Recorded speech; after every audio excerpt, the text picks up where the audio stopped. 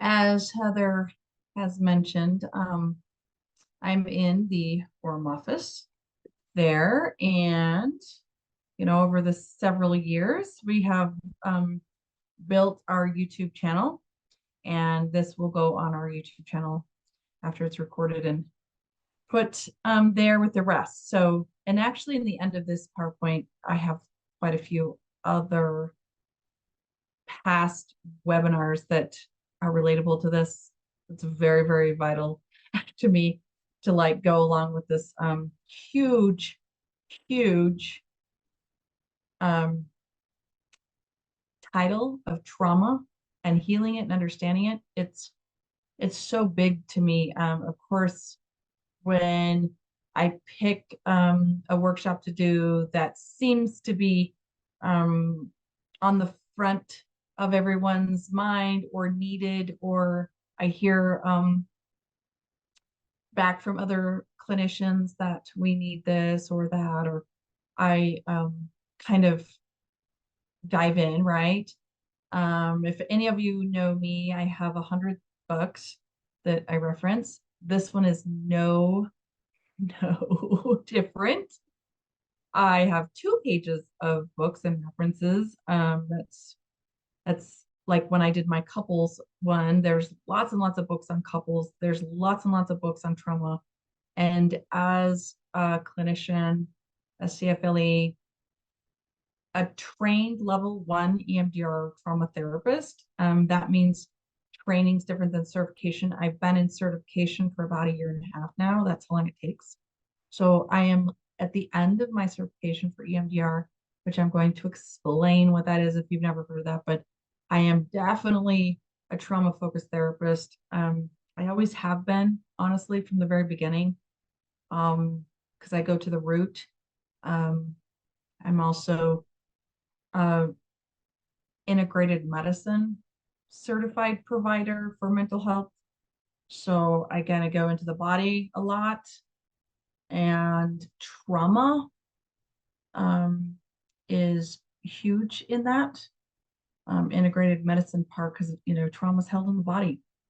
So if you don't get anything else from this today, it's we have scientific fact that trauma is held in the body. So if we're going to heal trauma, we have to heal the body, and then we have to heal a whole bunch of other things. So the thing is that's why this is so huge. I'm going to warn you, and I'm not going to apologize. I have way too many slides, way too much material, but it's all there. You get the recording. About half of it is what I'm not going to go over. It's just there. I put in the handouts, like, and any other things that are going on with a book or something in the slides. So it's not necessarily going to all be covered, but I did Trauma 101 several years ago, and I was like, oh, we need Trauma 101 part 2. So this is like the part 2. This is hopefully really educational, but you can understand it more, and then really some really deep tips on how to heal and how to get treatment for trauma. Now, before I even go into trauma, I'm going to go into all the definitions really fast and go over the different types of trauma that I kind of listed in the description of this workshop. Is this. There's this word called anxiety. There's this word called trauma. So we call a lot of things anxiety. We call a lot of things trauma. I'm going to talk about trauma and the differences between trauma and stress, and the definitions of different types of trauma. And that's really key, because you have to understand that first, I believe, so you can make a better decision on treatment, know what's in your body, where it is, where, and what to do with it. Honestly, it's not why, not really a why therapist, but what's going on. So trauma is what's going on and what has happened to you. Anxiety is like, oh, this worry, and then here's stress. But we call a lot of things anxiety that isn't anxiety, honestly. we call a lot of things trauma that may not be trauma, but mind you, after this, you'll have some definitions and hopefully some better understandings. I go into really deep stuff into generational trauma today. So, and like Heather said, please, please, ask questions, chat, raise your hand. If I didn't clarify something because I go super fast, then just chat it. I always check the chat. So, and at the end, we'll leave time for some questions and comments. And then you can always email me. There's my email. And you can always email Heather, chat me, chat the whole group. Okay. So are we ready? The thing is think about, and I hope you have a notebook in front of you because I'm going to ask some questions that you're going to write down to yourself. So think about, trauma can be seen as anything that negatively impacts you. Okay, so that's like right there is so huge. Like, what is negative impact? I mean, negative, positive, I mean, like good or bad. Like, oh, this was really bad that happened to me. But it's seen as anything that impacts the way you see yourself, others, and the world. So the world and how you think people view you is self-concept. Self-concept is different than self-esteem and self-worth. It's how you think people view you. So if a trauma impacted you of how you think people see you, pretty big. Trauma can cause a disconnection between the body and the brain, hands down. It's called dissociation and desensitization. And in EMD, actually, the D is desensitizing the trauma. And so we want it desensitized, but it can actually desensitize us in other ways. And that is so deep that I could spend 45 minutes on these two statements of talking, and we could process it and talk about it for hours. But then we wouldn't get to anything else. So let's just go over the two types here. Basic, right? So this is just a little review of trauma 101 that I already did. So harm to mental, physical, emotional, sexual abuse, and neglect. Neglect is different than abuse. But it can be ongoing relational neglect, which can be traumatic, which can turn into trauma. So yeah, there's so many levels to trauma that I'm going to go over. So type 2, like chronic, I'm just going to start with those. That's what we're going to, type 2 is the type that we're going to talk about today, more than just the basic, acute adjustment stress disorder and physiological secondary trauma. But shame trauma, that can be very acute. But type 2 is a little bit more chronic and repeated. So type 1 on this side, and I apologize if you can't see my slide, but you'll get these if you're doing something else. But acute and adjustment stress, in type 1, it's only stays in type 1 if it's not chronic and repeated. But think about if you've had 2 natural disasters or ongoing bullying or ongoing moving in your childhood, it could turn into more of a type 2 chronic trauma. How many times have you lost a job? Repeated, okay? So then secondary trauma, repeated. It can be a one-time thing, or if it's a repeated thing. If you work in an industry of like our first responders or nurses, doctors, and secondary trauma, you're in the emergency room, you're getting secondary trauma all the time. Us as therapists have to watch our secondary trauma every day, all day. So if it's repeated and repeated, you're not getting treatment for it, it becomes more than just an adjustment, stress, acute trauma. Then than just a one-time thing. Okay. So relational, developmental, or medical can be a one-time thing too. But what happens is it stays in the body, right? It's more repetitive, because if we're storing trauma and then we have a medical trauma in the body and it's repeated, okay, here's one car accident. Okay. That's a physical medical trauma maybe, right? But if it's ongoing, because usually a car accident, sometimes it's just a car accident. Okay, move that over to acute stress. Okay. And there's nothing else that happens. You're not injured, you recover your car, and you move on with life. But if you have something that's stored in the body of every time someone slams on their brakes and gets close to you that is reactive, then we have an ongoing repetitive trauma. Okay. So there's so much to this, but relational, okay, ongoing, a divorce, death, ongoing. If domestic violence is happening in your relationships or in your childhood, that's an ongoing. Usually there's not just one time that it happens. Ongoing betrayal trauma we're going to talk about. Developmental is what I'm going to focus on mostly because it's so big, with attachment, inherited family, generational trauma. So here's developmental. Let me just define the difference between relational and developmental. Basically, developmental is 18 and under. Really, if you really look at it, it's 26 and under, because that's when your brain stops developing. So 26 and under is your developmental, your inherited family growing up, how your family of origin is, your attachment. I call attachment trauma all the time. There's attachment bond breaks. I call it, that's an attachment bond break. That's a trauma. That's a developmental trauma.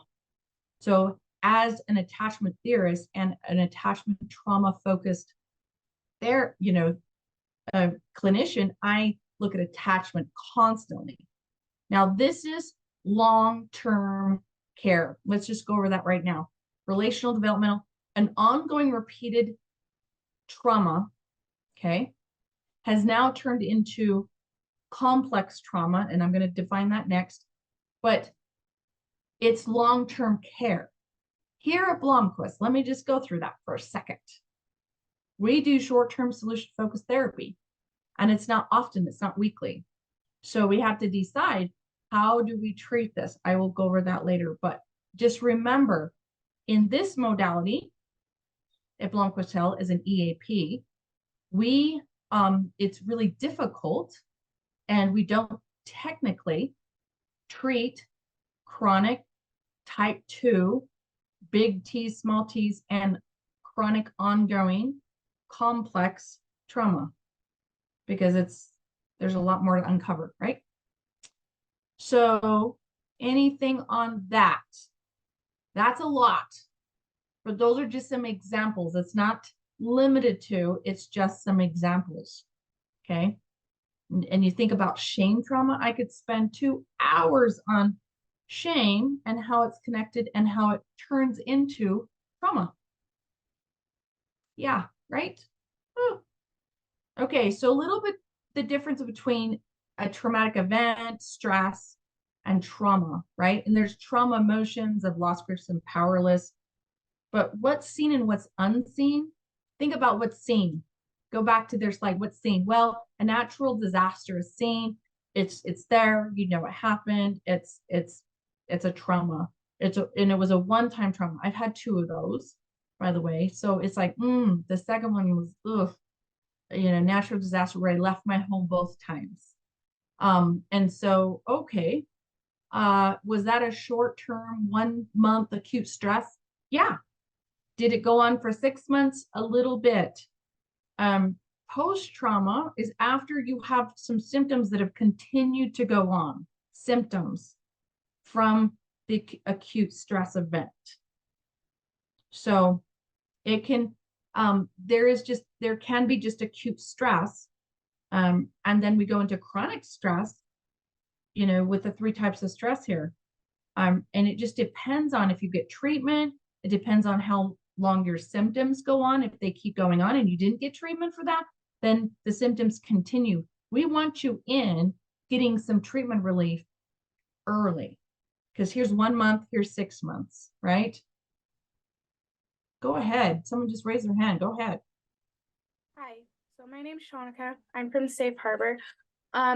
I just want to ask, so what if someone is like constantly in stress and so they're in that fight or flight, and so like let's say they come home from work and they are, they get secondhand trauma and then they get primary trauma from being at home. What does that, like, how do you see that? Yeah, you're in a state of zero relaxed body. That is fight or flight or freeze. And then you're in, I would say you would probably be in chronic to habitual burnout very, very fast. I have a workshop just on that, of like, it breaks down like secondary trauma, compassion fatigue, burnout. So those can be happening, and it's not necessarily trauma, but secondary trauma is trauma. So it just, if right? So that means you got to get some getting out of chronic stress, getting out of chronic burnout, and getting out of chronic secondary traumatic experiences. And so you've got to get some really good skills. So you asked me, how do I stay out of secondary trauma? Well, I do a lot of self-care, and then it's very difficult sometimes when I'm doing long-term, when I'm doing long-term therapy for trauma with people, but it's actually very rewarding. I don't get secondary trauma from that. And so you have to really, work on those skills and self-care, getting out of in a chronic non-relaxed body, that can cause some serious medical issues. Hopefully that answered your question. But yeah, there's another workshop that is a little bit more on that, but I'm going to talk about that right here. So here's PTSD, and then I'm going to talk about the secondary trauma. So maybe it will help you. And then look at all of the tools that I give you at the end, and see if something resonates and talks to you about, yeah, that would help me get out of that. So just a definition really fast of PTSD.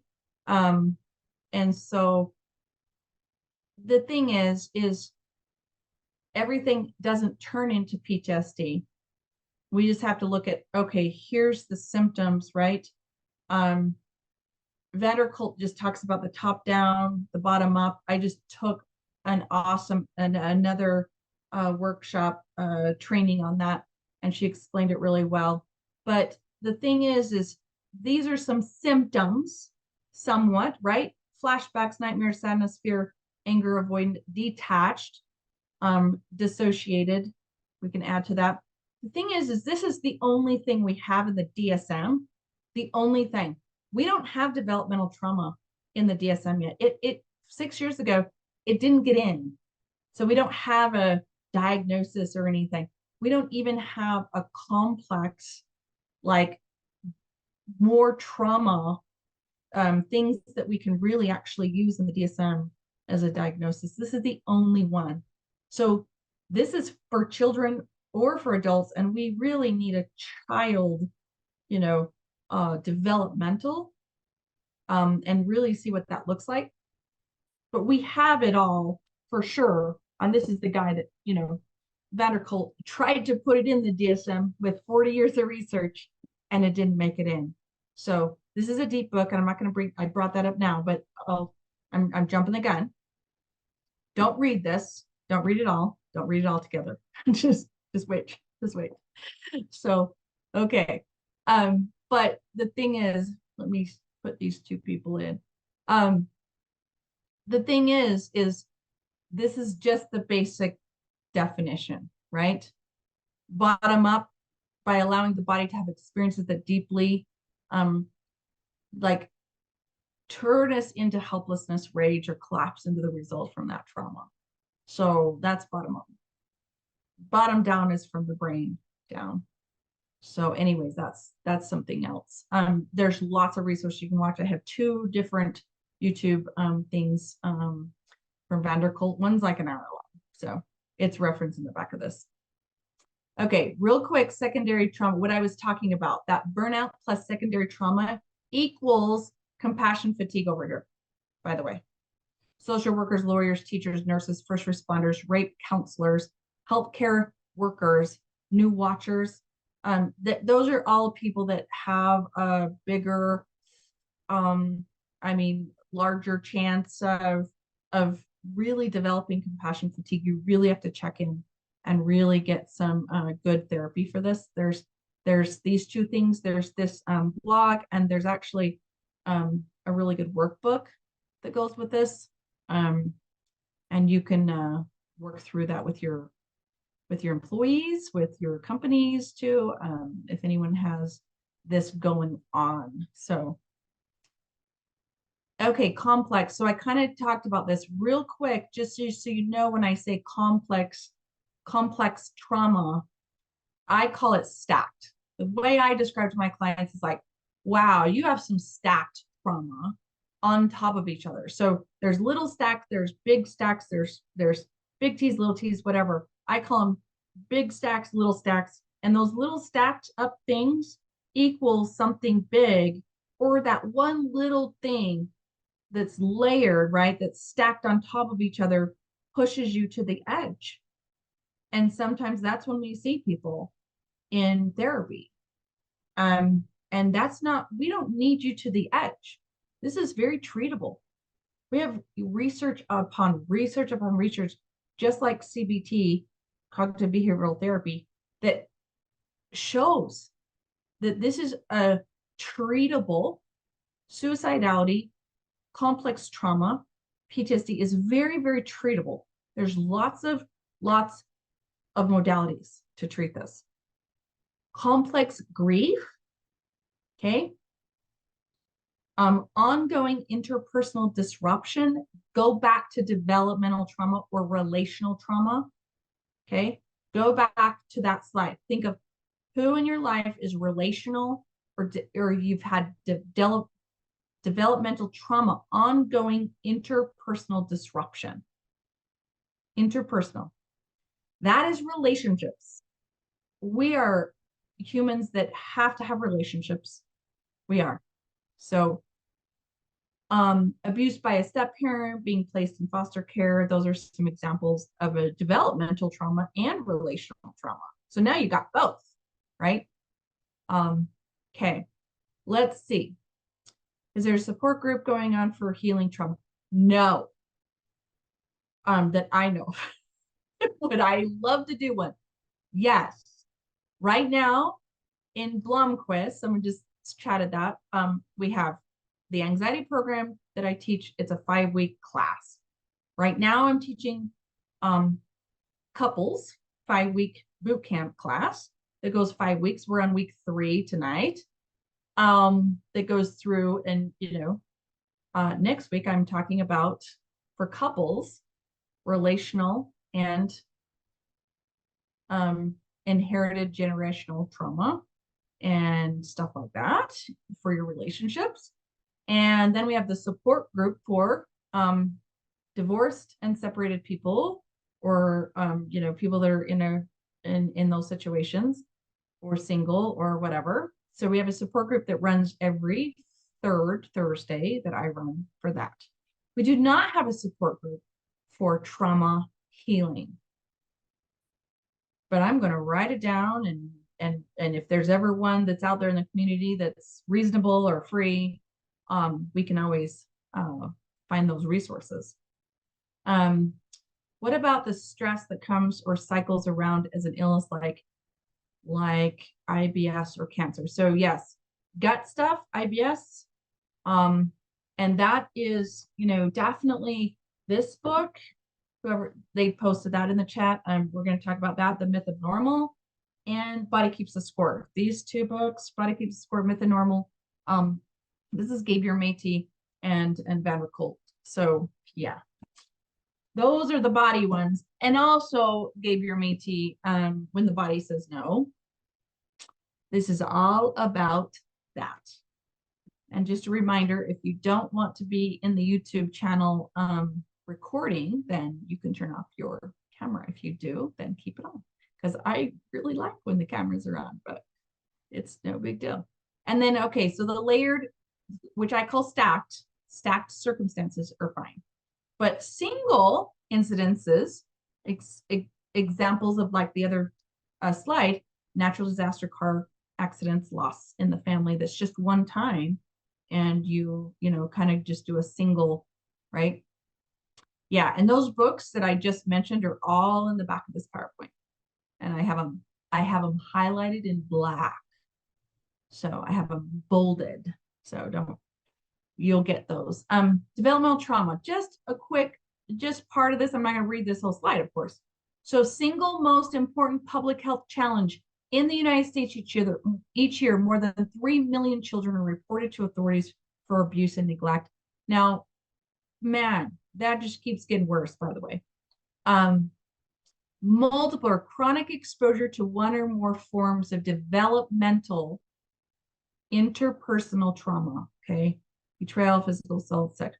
So it's, once again, it's just really honestly things that happen 26 till your brain's developed, because your brain's still developing till then.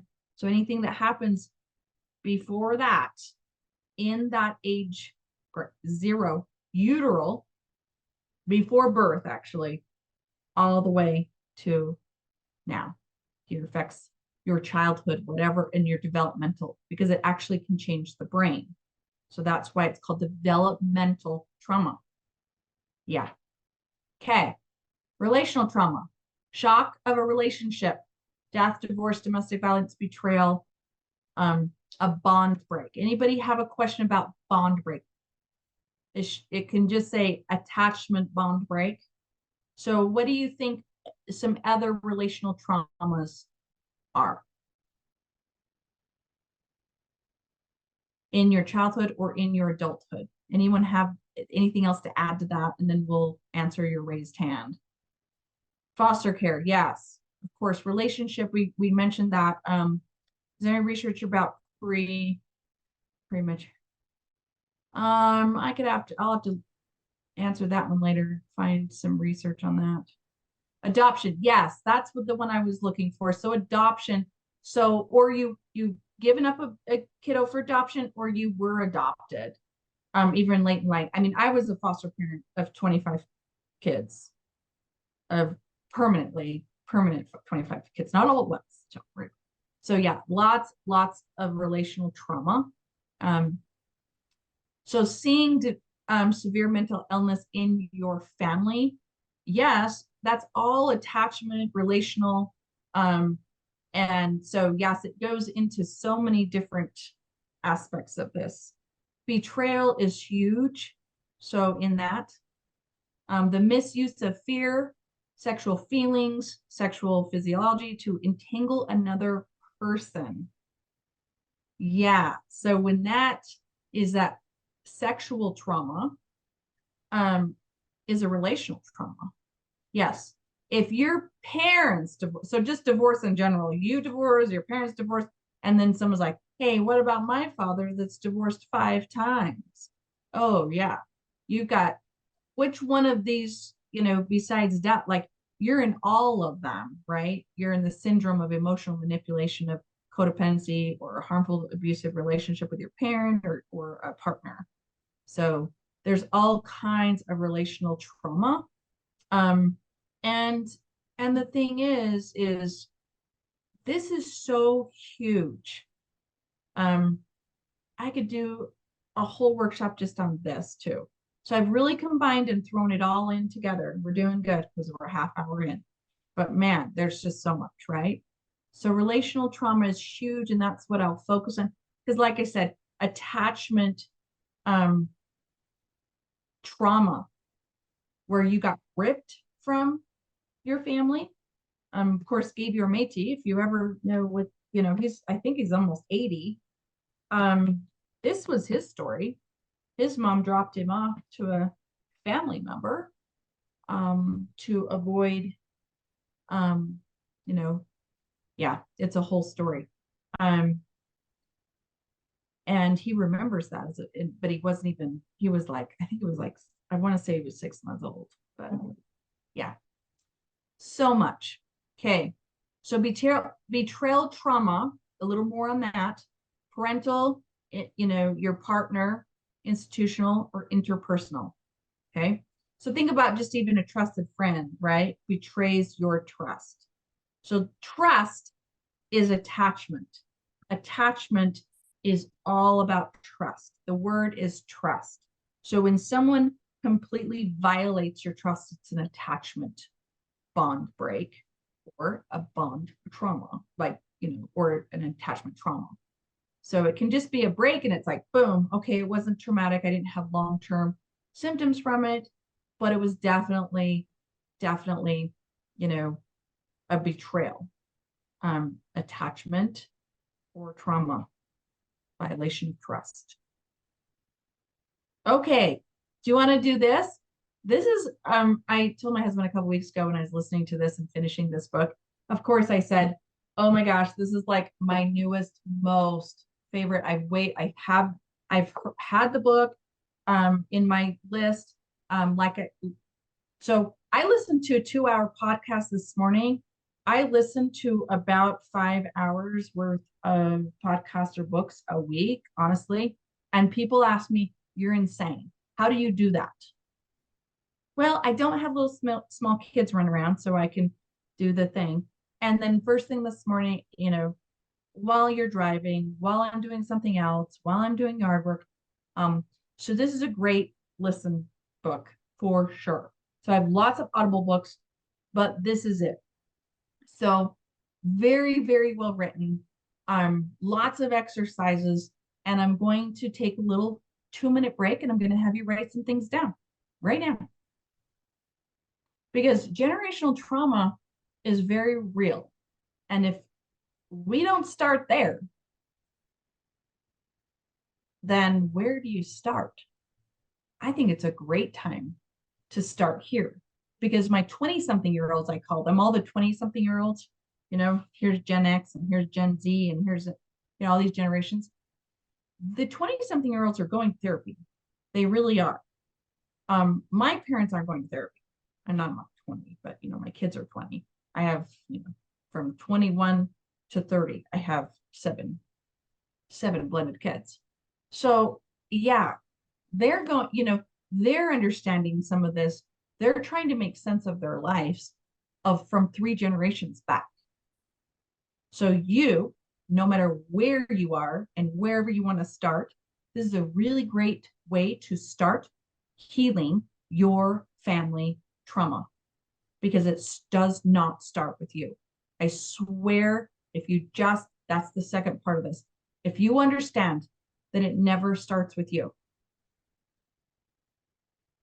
But if you want to blame all of your symptoms and your issues and your mental health on the past, family members, your own generations, we've got a problem. That's why we have to heal that, so we don't do that and pass it on and continue the cycle.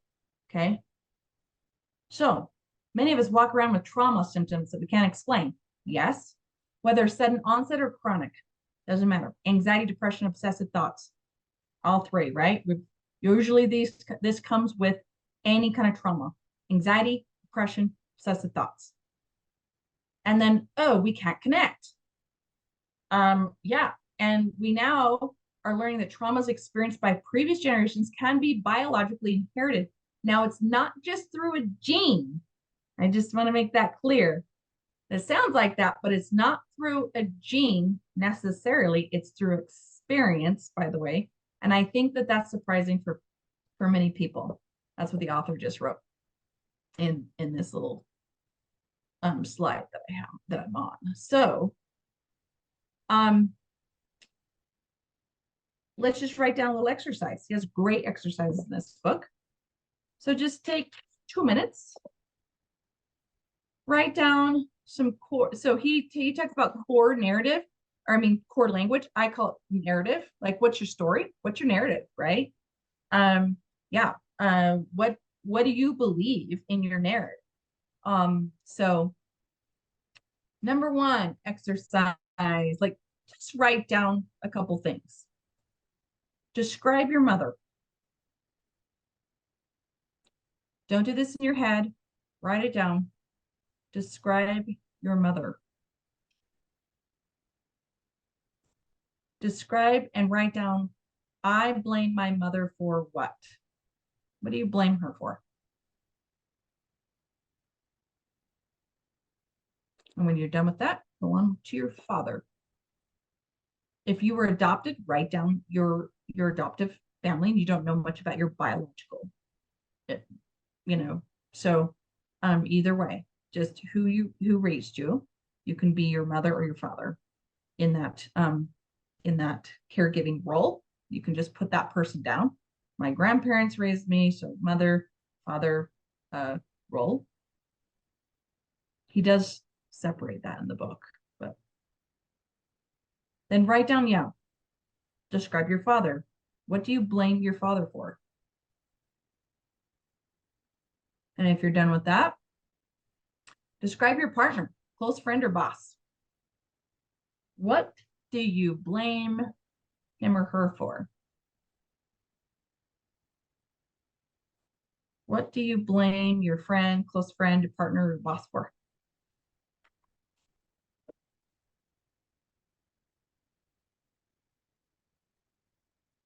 The feelings that we hold about our parents,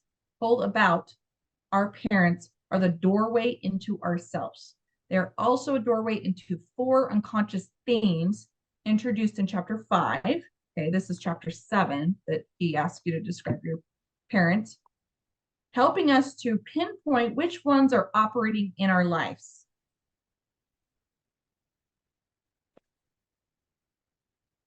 So the core descriptors, and before that he talks about your core language that I call your narrative. So a couple more questions to go along with this. Did something traumatic happen to someone in your family at a similar age that some of your symptoms started with? So think of when you had when someone's in therapy with me, I look at their children's ages and I look at, what has happened in their family at a certain age and a similar age. And what exactly happens in the problem? What exactly happens in the problem of that initial core narrative? So you're looking at finding some core narratives, like this is my core narrative. This happened. This is how I am. This is how my mom is. And then you just keep going. That's just a little glimpse into this book on how to get started with healing your own trauma from generations. The last question is, did something traumatic happen to someone in your family at a similar age that you're having, something going on? Or I look at your children's ages. So if something happened to you, say your parents got divorced when you were 6 and your child is coming up on age 6. And what is it about you looking at that child going, oh my gosh, like that's how old I was when my parents divorced. That was not me. That's just a hypothetical question. So you're looking at, I always look at the parents' children's ages, and then what has happened to something or someone in your family at that age. And so, whatever. And the thing is, if you don't know, the book helps you go through those questions and finding out, asking your parents about some things, your grandparents about some things. It's great way to experience, and really going through your earlier bond with your parents and your attachment. And then pathways to reconnection is part 3, and how to reconnect. It has everything to do with healing you when you reconnect those bonds. And that's complicated, by the way. So the way you're treated emotionally by your parents determines how you will treat yourself as an adult, honestly. That's attachment. This and your adult relationships. This has been proven over and over again. Strive to get in touch with what you're feeling, including your pain. You can give yourself, you can't give anything that you don't have yourself. So that is key, especially if you're parents, if you are a parent, if you're parents, whoever's in this workshop, right? If you are a parent. Okay. So this is a book. Okay. So let me just go to the other side. This is how to keep you running empty. Okay. This is the opposite. If you want to keep running empty, you have poor boundaries, you stay in your trauma, you don't stay okay. And I'm going to talk about the 3 phases of, I'm okay, you're okay, but externally focused, blame, that's going to keep you running empty. It's called Running Empty. It's a book about healing your childhood wounds. And that's also referenced in the back of this, but avoidances, poor self-soothing, meaning harmful self-soothing.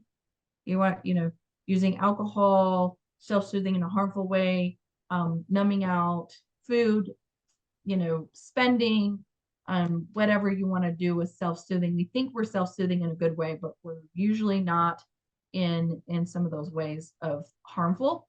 And so that's what keeps us running empty, staying in fear.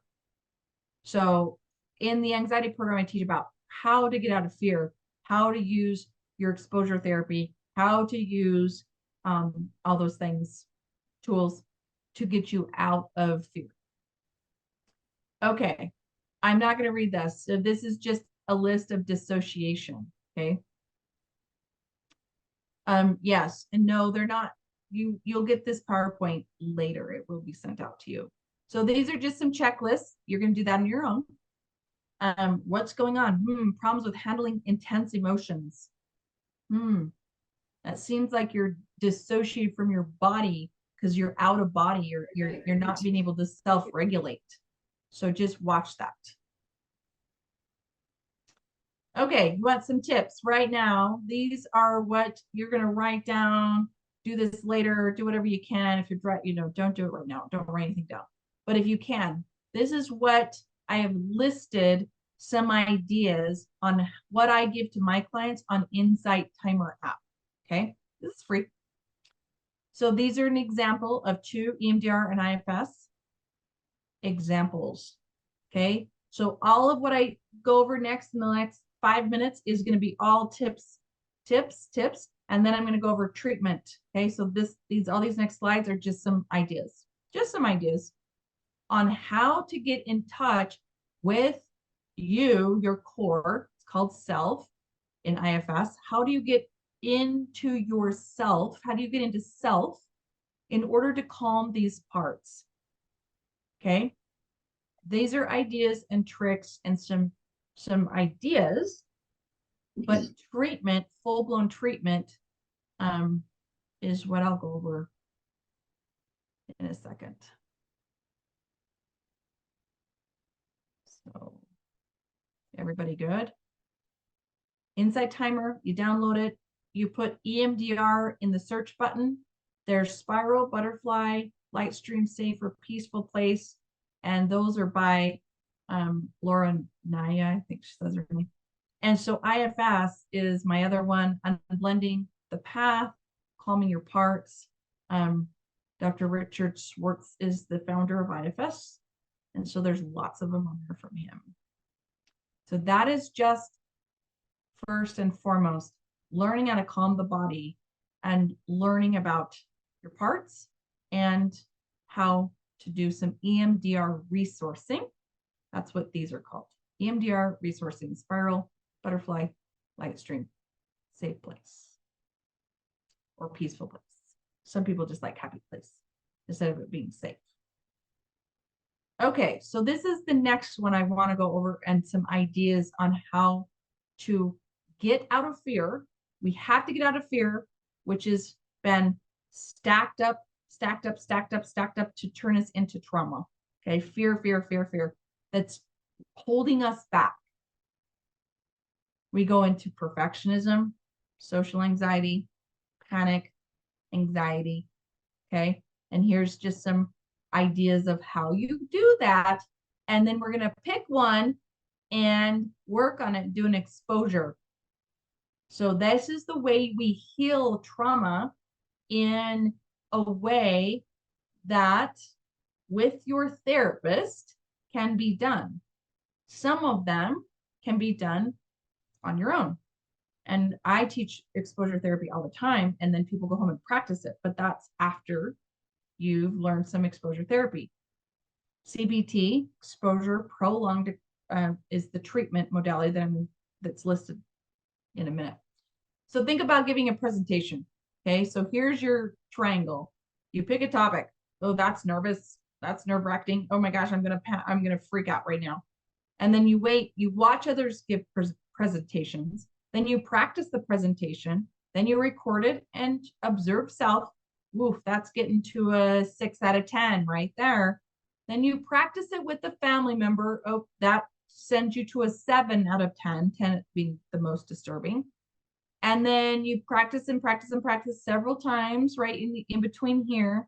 And then you practice with just 2 or 3 friends you don't know as well. Then you finalize the top and expose yourself to the fear, and you give the presentation. Okay, we've all done this. We've all done this. When you were when you were scared of doing something, leading a meeting or being in a meeting or speaking up in a meeting. So then we can also practice this without doing it. I do tons of imagery. So this is just a little, the ladder. But if you actually tap in some memory, or when you've done this before, or you tap in a future template, which we call an EMDR, of like you practicing doing it, and you just visualize, that's another exposure. This is one of them right here, imaginary. So 1 to 10, and then you do it until you have a 1 or a 0. You keep doing it, imagining it, practicing it, whatever it is, until you get to a 0, till you can get through the whole thing and you're a 0 disturbance. But once again, you got to go back in my slides and go throughout. Oh, what am I feeling in my body? And then kind of seeing what this is, attached to. What is it that's so scary? Well, I think people are laughing at me when I do a presentation. Oh, okay. Well, then what does that look like? And we watch it with people not laughing at you. I did this with a teenager. She practiced and practiced and visualized it and visualized and visualized it. And then she's like, and I was so funny. Instead of them laughing at me, I told the funniest joke in my imaginary world of giving a presentation class. And then everybody was laughing with me and they just thought I was awesome. I'm like, there you go. Guess who was just fine? She got to a 0 disturbance, no fear at all. She saw them laughing with her. There was no fear of anyone laughing at her. Easy enough. So these are the different types of exposures. So here's another example. I've already gone over it. This is just a whole example, giving the presentation to a large, it's like same thing. But these are his numbers. So he was at a 6 just thinking about it, and a 10 is giving the presentation, but then he practiced it to get down to a 1. Okay, shame. These are just tips. This has to be released. So the shame, say the fear is tied to a shame of your family of origin. Oh, wait, I'm programmed. My old programming of our culture or family is there, and it keeps showing up. Yeah, we're going to have to do this. We're going to have to do a little bit more shame building. Healing the Shame That Binds You. That's this book right here that's quoted right there, John Bradshaw. And then I have a whole bunch of Brene Brown references. Okay, healing balance. This is just an idea again. Oh, my physical. Yeah, physical. That's physical. Mental, social. Just look at your balance and say, okay, where am I out of balance? Where do you need healing the most? Well, I'm going to tell you 99% of you will need it in physical, sleep, diet, and exercise. Promise. We have to be there first and getting that. Oh, wait, maybe there's a lot of people that just don't stay grounded. Like the first question that whoever rolls their hand, is like, hey, what about secondary? I'm never grounded. I can't get connection to my body or others because I'm not grounded. That's your Insight Timer app. That's a lot of other, not just meditation, but a lot of deeper work. And that's what this is, a lot deeper, a lot deeper. Another idea is, what is your, let's just ask you this question. When do you say no? When do you say no? And when do you want to say no? Or when do you play or relax? And then you go, in my environment, do I have boundaries? Do I have support? Do I have mindful focus? And then finding ways that just pick one of these questions. How to fill up your bowl, because you got to go back to this, to your balance, and go, I need to play more. I need to like relax more. Well, then you're emotional and spiritual. Maybe you need social. That you're out of balance with that, and you don't know how to play. Well, that's gifts of imperfection. There's 10 guideposts. One of them is how to play. I can't remember which one that is, because it's guidepost 5, intuition, listening to your gut. I like guidepost 4. Yeah, so play and creativity is in there in your gifts of imperfection by Brene Brown. Then you learn how to play. When's the last time you really played or relaxed like a child and you went into child part? When did you really just enjoy yourself?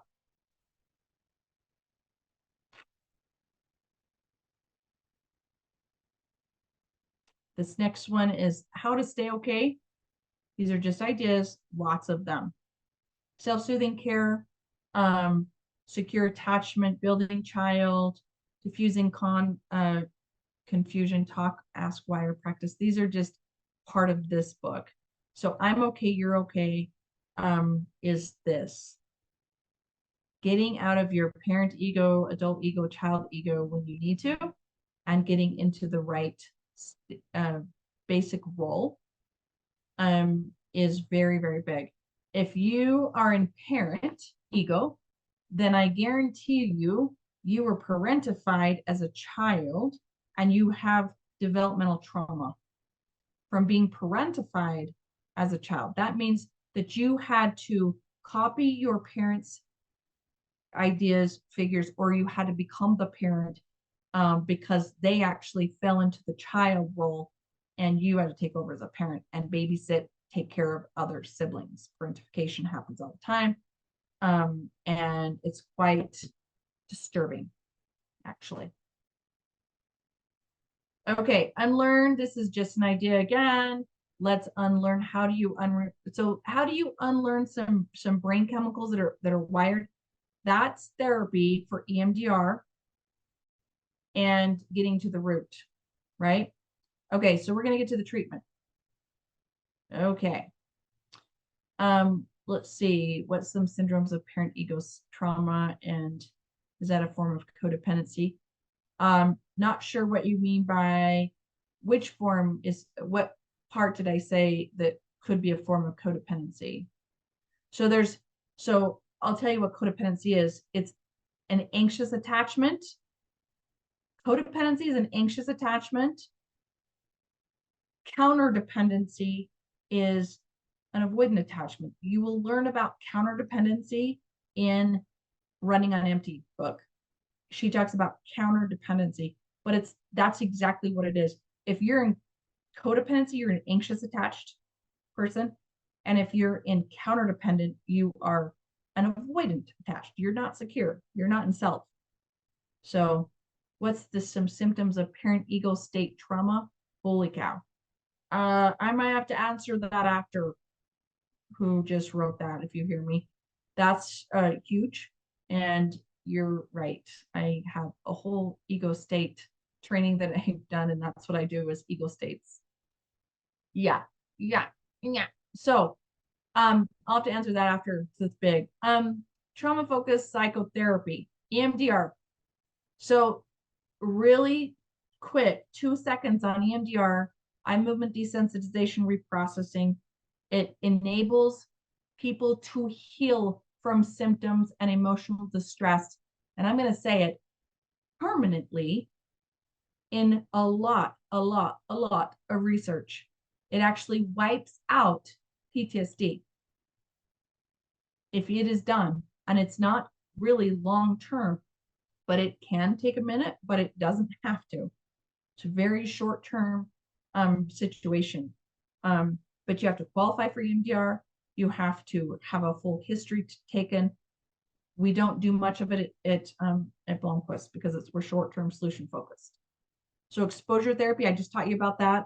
Regular cognitive processing therapy, regular CBT, cognitive behavioral therapy, and internal family systems, to name a few. This is how we treat trauma. Internal family systems is that IFS, and I put some ideas about how to find some IFS ideas in that Insight Timer app. And that teaches you about internal family systems and parts work, and you can go on from it with that from there. I absolutely love parts work. It's one of the top things I do and use, and what I've been trained in, and I just absolutely adore it. So it's very, very helpful. So this is more on EMDR. Just read that if you want more. And this is more on EMDR. Read that if you want. This is that book. It's sitting on my desk every single day. I tap in using that book, and that's just for that. More on that. Ways to be positive with your mental health. Develop a reward system. Connect with others. Attend triggers. Attend to your triggers. Don't ignore them and avoid them. It will fuel the fire of trauma and anxiety and depression every day. It is like wood on a fire. If you avoid them, it gets worse.